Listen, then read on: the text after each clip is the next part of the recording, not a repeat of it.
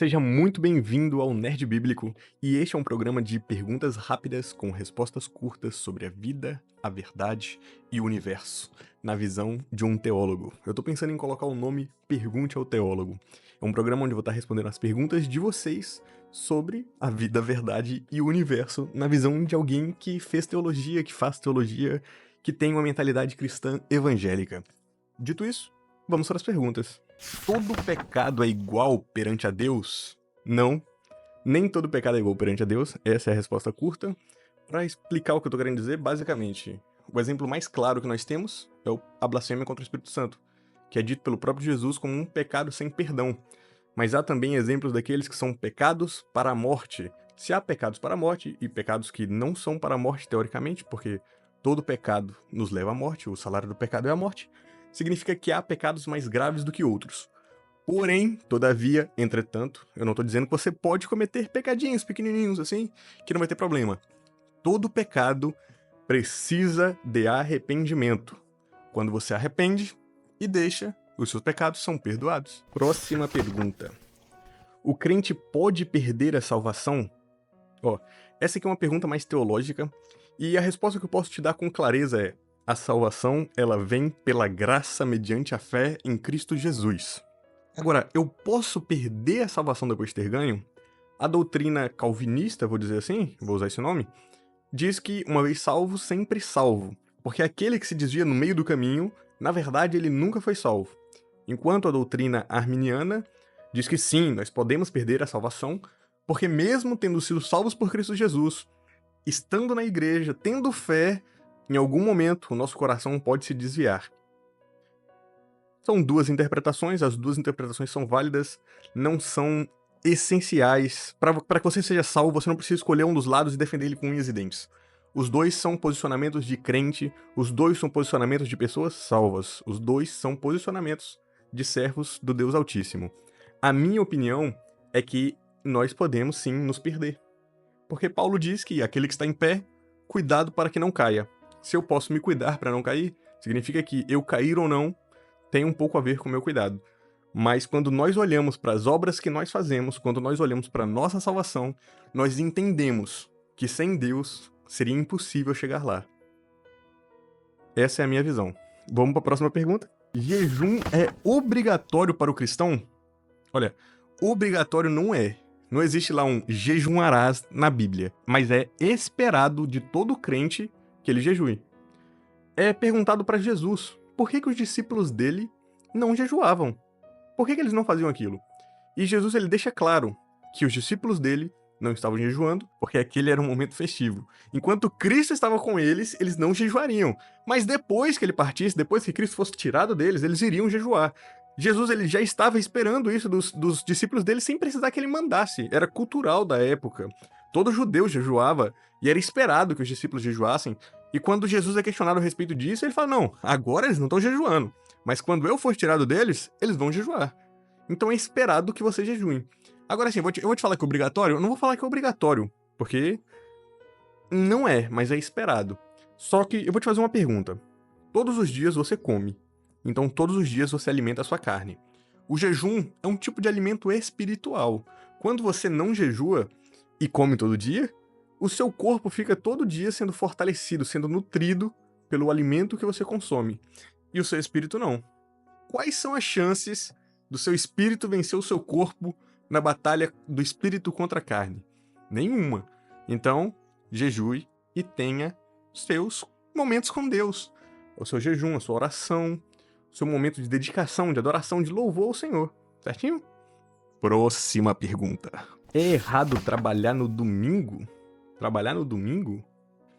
Deve ser de alguma instituição religiosa, né, que adotou o domingo como dia do Senhor no lugar do sábado, por exemplo.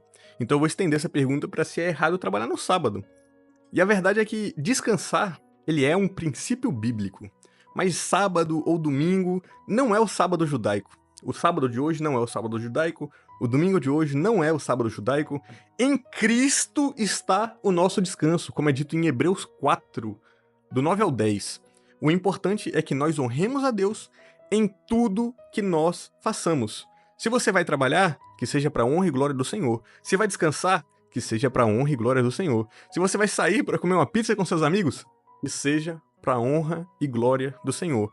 Se você vai ficar em casa com a sua esposa, com seu marido para assistir uma televisão, um Netflix, uma coisa assim, que seja para honra e glória do Senhor. Deus, ele nos deu momentos de descanso para que para nós podermos aproveitar. Então descanse ou trabalhe, mas faça o que fizer para a honra e glória do Senhor. Não fica se prendendo a dias. O nosso descanso está em Cristo, não no sábado, não no domingo. Apenas em Cristo. Próxima pergunta. Cristão pode beber socialmente?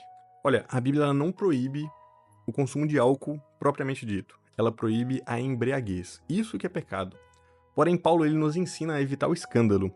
E Jesus, no livro de Mateus, capítulo 18, verso 7, diz: Ai do mundo, por causa das coisas que fazem cair no pecado. É inevitável que tais coisas aconteçam, mas ai daquele por meio de quem acontecem, na tradução NVI. Nas traduções mais tradicionais, vai dizer: ai daquele pelo meio de qual vem o escândalo. Escândalo na Bíblia é você fazer outra pessoa pecar. Se você consegue beber socialmente, consegue beber só um pouco, consegue não ficar embriagado, e alguém vê você bebendo, se espelha em você, fala, nossa, ele é crente, ele é cristão, tão gente boa, tão educado, tão não sei o que, e bebe, deve ser que realmente não é pecado. Bebe também, e fica bêbado, você é culpado pelo pecado dele. Ai daquele pelo meio de qual vier o escândalo. Então, Jesus ele é claro em dizer, ai daquele pelo meio de qual vier o escândalo. Se você tá numa comunidade que as pessoas não bebem, se você tá numa igreja que ninguém bebe, evita, não faça isso, não corra esse risco. Agora, se você é de uma igreja que todo mundo bebe, que ninguém vai se escandalizar com você, que já é culturalmente aceito, eu não posso dizer que é proibido o que a Bíblia não disse, certo? Mas o meu conselho pra você é, não beba, não fume, evite coisas que te viciem, evite coisas que tirem o seu controle pleno das suas atitudes. Porque perder o controle é pecado. A embriaguez é pecado. Qualquer coisa que tire você da sua sã consciência, você vai estar em pecado. Então não fica brincando, não fica jogando com esse tipo de coisa. Onde é que está o limite do seu são e do seu bêbado? Em qual copo você vai estar bêbado ou não, entendeu? Eu não me arriscaria e eu te aconselho a não se arriscar. Vamos para a próxima pergunta. Ouvir louvor é uma forma de adoração? Ouvir louvor? Vamos dizer que louvar seja louvar. Louvar é uma forma de adoração? Pode ser enxergado assim, pode ser enxergado assim. Eu acho que no Salmo 50 tem algo desse tipo, mas a verdadeira adoração é com a sua vida. A verdadeira adoração a Deus vem de dentro. A verdadeira adoração a Deus são os frutos do Espírito, o fruto do Espírito. Louvar é uma forma de se expressar, mas não substitui a obediência. Adoração ao Senhor é obediência. Adoração ao Senhor é viver nos caminhos que Deus determinou para as nossas vidas.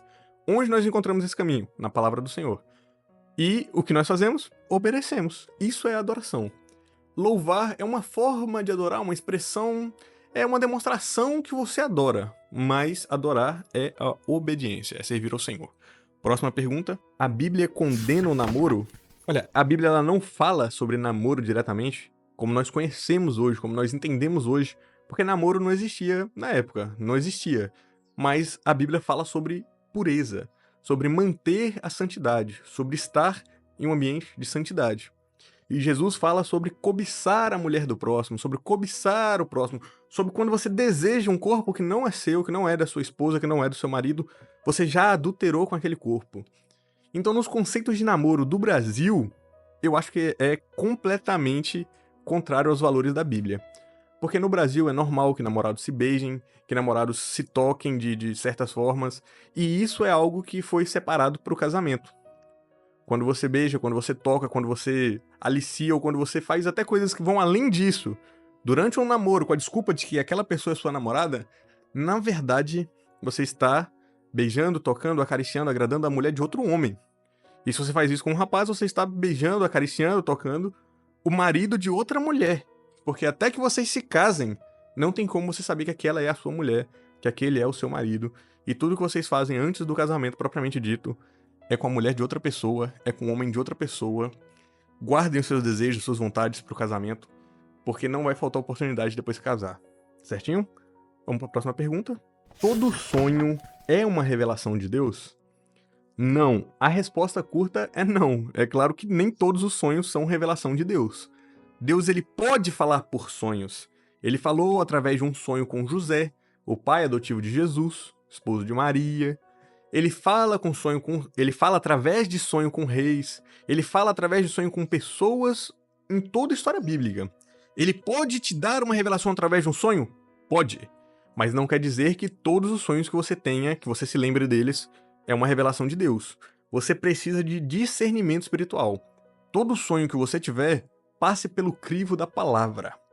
Observe dentro da palavra. Você acha que foi Deus falando com você? Observe dentro da palavra. Você nunca vai ter um sonho em que Deus te manda cometer algo que vai contra a palavra. Você nunca vai ter um sonho de Deus dizendo, termina o seu casamento. Você nunca vai ter um sonho de Deus dizendo, mate uma pessoa. Você nunca vai ter um sonho de Deus dizendo para que você quebre um princípio bíblico bem estabelecido. O seu crivo é sempre a palavra. Próxima pergunta. Ficar triste é falta de fé? Não, senão Jesus não teria tido falta de fé. Eu acho que em João 11:35 fala que Jesus ficou triste. Davi, ele expressa muita dor nos Salmos. O livro de Lamentações é tudo isso. Fé não elimina as suas emoções. Fé não elimina quem você é. Fé não elimina a sua identidade. Fé te transforma por meio de Cristo Jesus. Mas as suas emoções permanecem.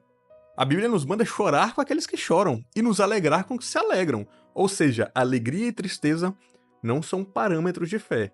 Mas para alguém fazer uma pergunta desse tipo, é porque essa pessoa está em tristeza e o inimigo já está usando ela, tentando ela, na verdade, né, já está jogando setas contra a vida dela para que ela se culpe, para que ela acredite que é Deus que está largando a mão dela e por isso que ela está entristecendo.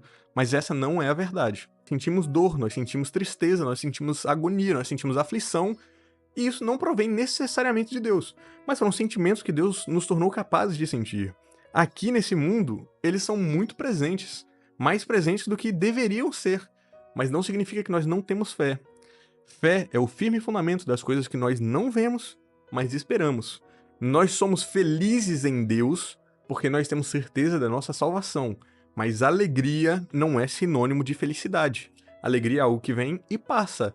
Felicidade não. Nós somos felizes em Cristo porque mesmo estando tristes hoje, mesmo chorando agora, nós temos a certeza de que um dia nós estaremos no céu glorificados e ao lado dele.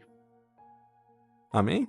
Se você está ficando triste, está começando a se culpar por isso, procure ajuda, procure aconselhamento com os pastores locais, procure uma pessoa mais madura na fé para que ela possa te auxiliar, para que você possa entender a si mesmo, entender a si próprio, se conhecer e saber os caminhos que você deve tomar para que isso não evolua para algo mais grave, certinho? Última pergunta do vídeo, só para encerrar aqui. Deus ouve a oração de quem está em pecado? Olha, a gente pode dizer até que Deus escutou a oração dos demônios que estavam naquele gadareno quando ele pediu, Jesus, por favor, deixe-nos ir para os porcos. Imagina daquele que está em pecado. Agora, se você está fazendo essa pergunta porque você está em pecado, entenda uma coisa. Deus, ele escuta as orações de quem está em pecado, porque todos nós somos pecadores. Mas saiba que você tem que se arrepender. Comece a sua oração dizendo, Pai, eu sei que eu tenho um pecado de estimação que eu não consigo largar. Eu sei que eu tenho um pecado que eu repito ele várias vezes, mas eu não larguei não é porque eu não quero largar, é porque eu não tenho forças. Senhor, tem misericórdia de mim e me dá força para abandonar esse maldito pecado que assola a minha carne maldita e corrompida. Depois dessa oração, entregando nas mãos de Deus, confessando o seu pecado, sabendo que você tem que mudar, aí você continua a sua oração, pedindo o que quer que você fosse pedir. Uma casa, um trabalho melhor, cura para os teus filhos. Continue a oração depois de colocar acima disso tudo que você precisa mudar, que você já entende o seu pecado e que você precisa de força para mudar. Esse foi o primeiro vídeo do quadro Pergunte ao Teólogo, e eu gostaria muito que você dissesse o que achou das respostas e principalmente fizesse mais perguntas para que eu pudesse continuar respondendo perguntas sobre a vida, a verdade, o universo, sobre a comunhão com a igreja, sobre teologia e levando essa informação para você, para te ajudar de alguma forma e para poder fazer algo pelo reino, para poder frutificar como a palavra nos manda.